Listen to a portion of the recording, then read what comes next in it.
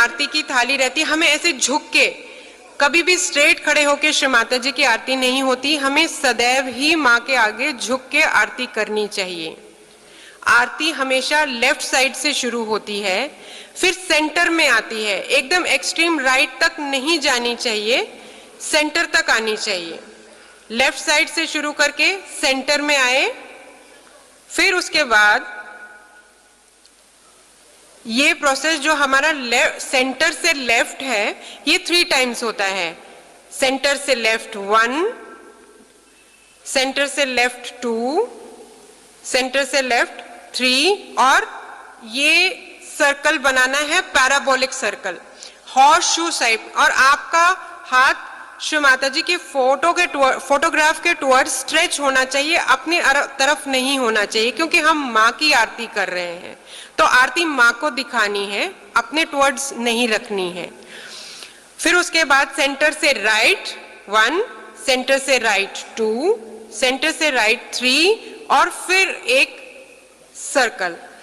आरती की यही पोजीशन होती है। फिर सेंटर से लेफ्ट 1, सेंटर से लेफ्ट 2, सेंटर से लेफ्ट 3, फिर राउंड।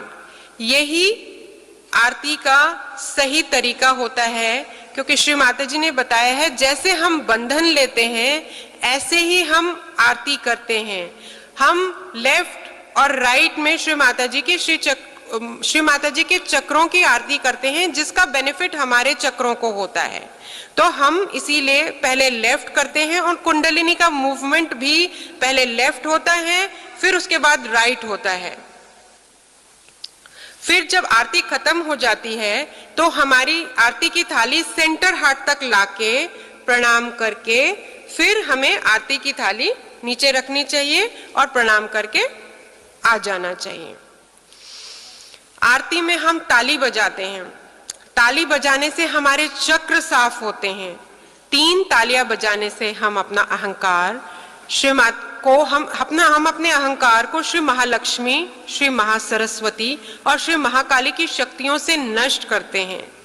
ताली भी 3.5 बार बजाई जाती है। दिल्ली आश्रम में श्री माता जी ने इसकी लय भी बताई है, टिंग टिंग टिंग टिंग। इस टाइप से आरती बजनी चाहिए।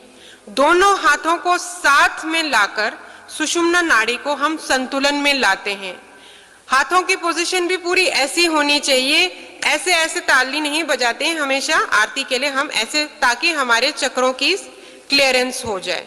तो इसलिए हमेशा आरती में ताली भी बजानी चाहिए, क्योंकि ताली से हमारे चक्र साफ होते हैं।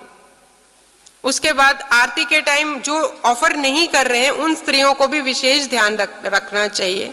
हो सके तो हमेशा ही जब भी आप ध्यान के लिए आते हैं आपके बाल हमेशा ही बंधे हुए होने चाहिए।